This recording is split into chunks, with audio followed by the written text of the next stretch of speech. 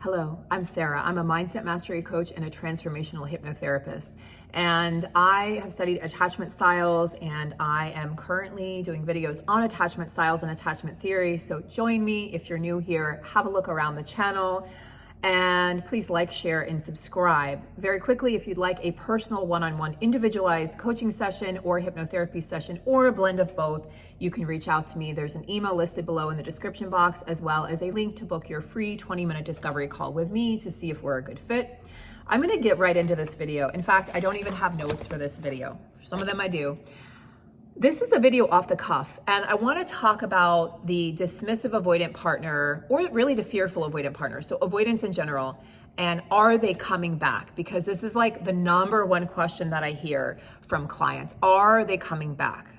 My answer to that is multifold. I did a video on no contact and why I think that's BS, and why I think that any time that we do no contact, we should be doing it for ourselves and for our own healing rather than to get the person back. And also, it doesn't really work with an avoidant partner because you're just giving them more space to heal. Now that, or more space to sort of like be alone, and it also reaffirms their belief that nobody's there for them. That's not me saying go and chase after your avoidant partner. No.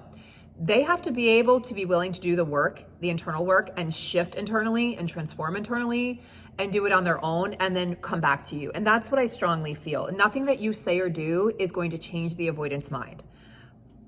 I am a healing, fearful avoidant, and I'm moving through a divorce with a dismissive avoidant, or at least that's how I think he showed up in the relationship. I also think sometimes he was fearful avoidant. So sometimes I think it was two fearful avoidants inside of a relationship, and then he just leaned more dismissive, and sometimes I leaned more anxious, and we would swap roles like avoidance will do.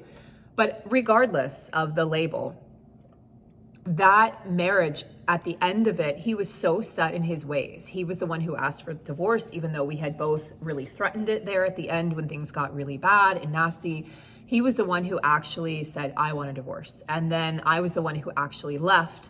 And I could tell that there was sadness and remorse and regret and heartbreak on his side, but he did a really good job of masking it and not showing it to me. And as a now healing fearful avoidant, what that made me do is that made me shut down and I ran away as fast as I could. In fact, 3,000 miles away, because my number one fear is abandonment, right? His number one fear is, being defective. And so we lit up each other's core wounds in that relationship. And honestly, I learned more from that relationship about myself than I ever have in any relationship. And so I am grateful. I am grateful for the lessons. I am grateful for the master teacher that I called in. He played his role beautifully. It was a very painful experience, yes. And that doesn't mean it can be painful. It can also be the greatest learning experience of my life. And I want to really I feel that's important to say, because it was one of the most difficult things for me to do, was leave the marital home and leave my husband.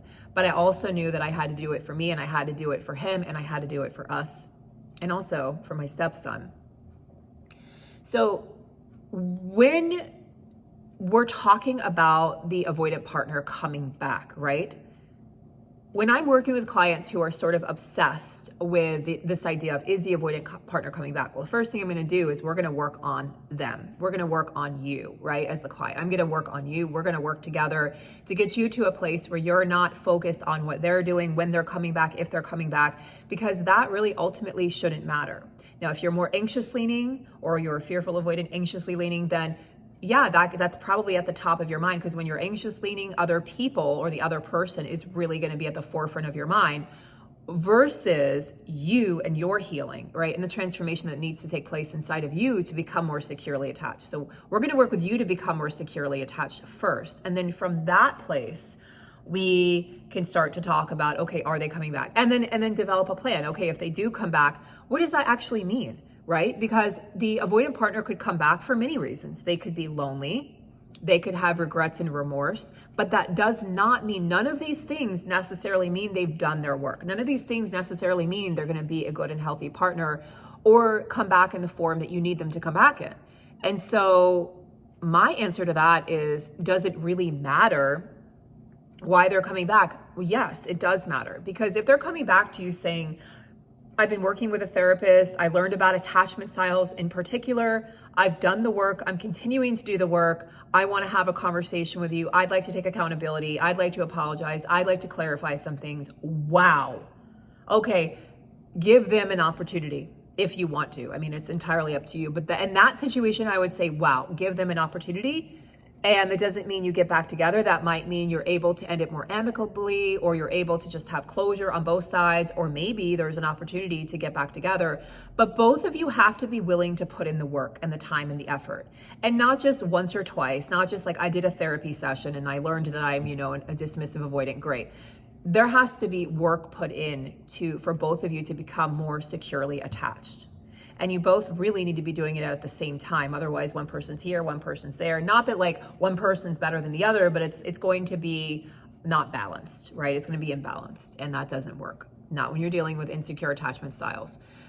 So, but if they just come back and they're just saying, and you sense or they don't really, you ask them, well, okay, great. Yeah, I'm willing to talk to you. What have you been doing? And they can't really say anything, or they can't take accountability, or they don't seem to have any deeper understanding of what happened or why, then I would say proceed very cautiously. Proceed with caution, because not even cautiously optimistic, just proceed with caution, because you don't want your healing to be set back, right? Weeks or months, because you're allowing this person back in. But if this person is still very insecurely attached, they may think they've done the work, but here's what's actually happening. They stepped away from you in the relationship. They're no longer activated. They've been able to deactivate. They've been able to auto-regulate, especially if they're a DA, and they think they're healed, or they're like, I've got it under control. But they don't, because the minute a problem arises with the two of you again, they're going to go back. Their nervous system has not healed or been regulated. They're going to go back right to the same place. You guys are going to go through the same cycles over and over again. Nothing's going to have changed. Nobody's going to benefit from that, by the way. Nobody benefits from that situation. It is only going to hurt you more, because you're, this time around, especially the second time around, the third time around, whatever it might be, you're expecting something different. And maybe they even think they can give you something different, but take it very slow. And that's how that people will show you who they are. They'll show you if they've done the work. They'll show you if they have an understanding. Don't just leave it up to fate. You need to really, really do the detective work and really, really see, is this person really in a place where they are going to be they're going to be able to offer me consistency and reliability and emotional, intelligence and openness? Are they really ready for a relationship? And really, if they don't know themselves, then again, they're not going to be able, if they don't have the depth, if they haven't gone there with themselves, again, in therapy with a coach, however they do it, a shaman, a healer, they're not going to be able to do it with you.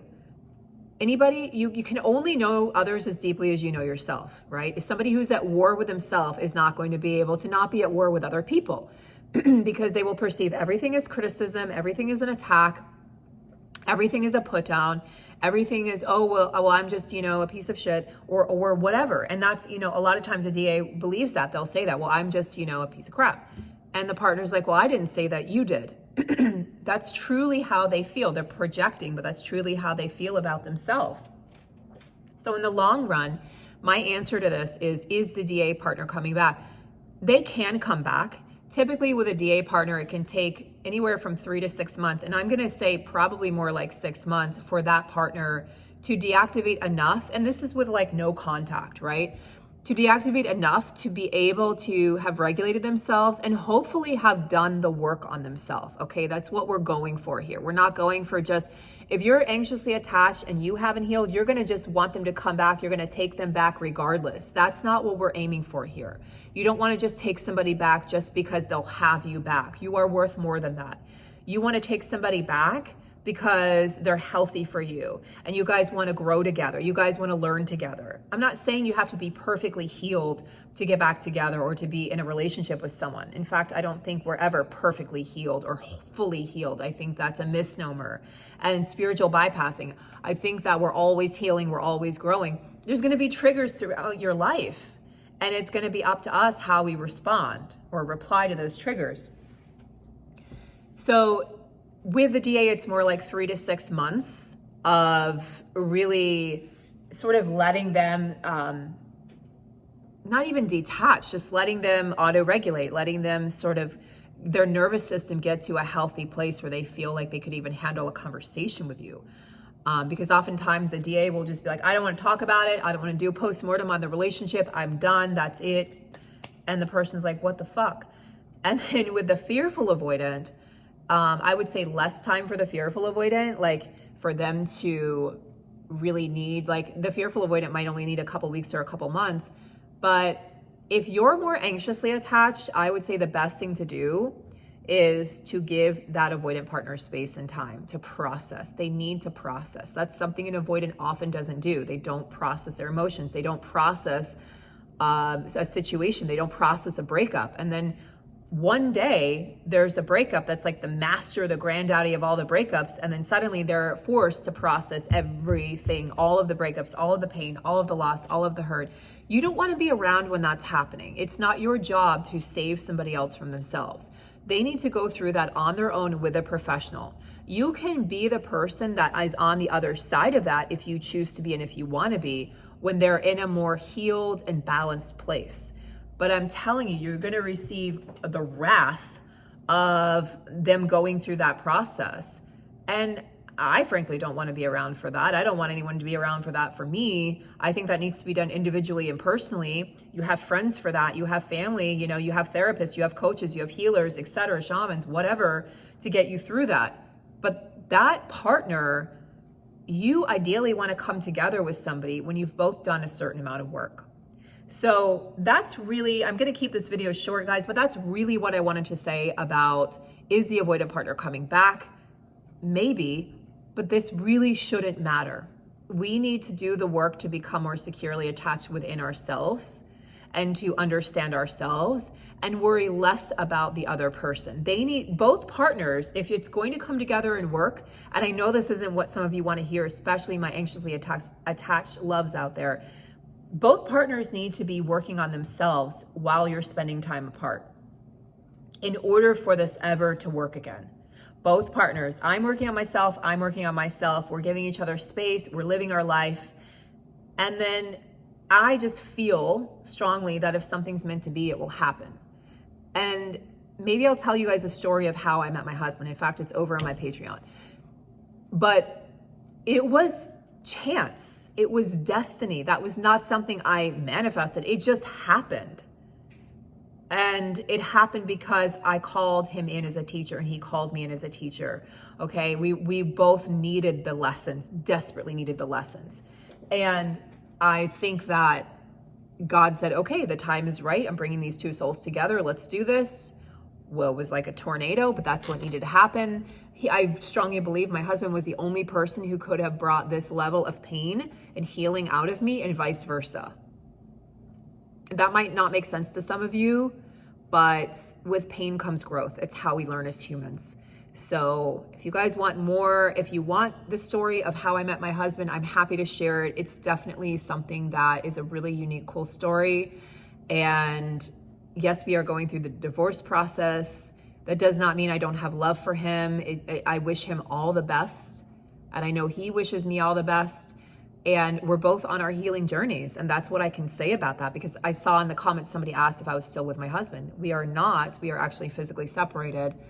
And actually things are pretty peaceful right now, which is amazing. But we are also not really talking, right? So we're both sort of ejected from the relationship, the marriage, and we're both doing our own healing work right now. The future, I have no idea what the future will bring. I do believe that what's meant to be will be for everybody out there. So just trust in your journey, trust in your path, and keep the focus on yourself. Take care, guys.